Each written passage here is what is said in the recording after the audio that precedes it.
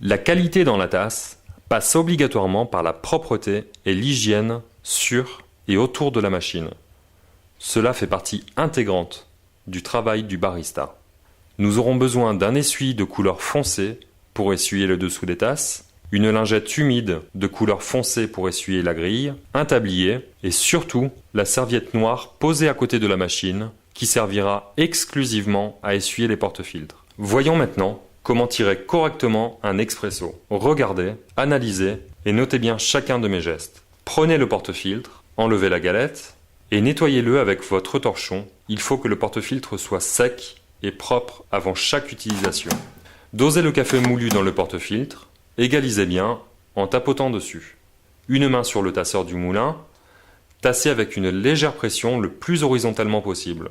Puis, tassez d'une force raisonnable, toujours en tenant le tasseur, afin d'éviter que le moulin ne se lève. Purgez le groupe afin d'enlever les résidus de l'extraction précédente et afin de réguler la température de sortie qui est trop chaude. Passez un coup d'essuie sur la grille, insérez le porte-filtre, démarrez l'extraction, puis placez seulement ensuite les tasses. L'écoulement doit être continu, liquoreux, en queue de souris, et durer, je le rappelle, entre 20 et 30 secondes.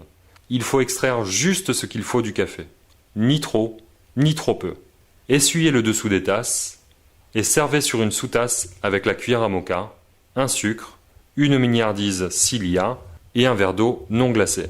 La crème de votre expresso doit être de couleur uniforme, brune, tirant sur le noisette, d'une épaisseur de plus ou moins 5 mm et élastique. Le terme élastique signifie que si l'on donne un coup de cuillère, la crème doit revenir immédiatement. S'il manque une de ces caractéristiques, un réglage du moulin est nécessaire.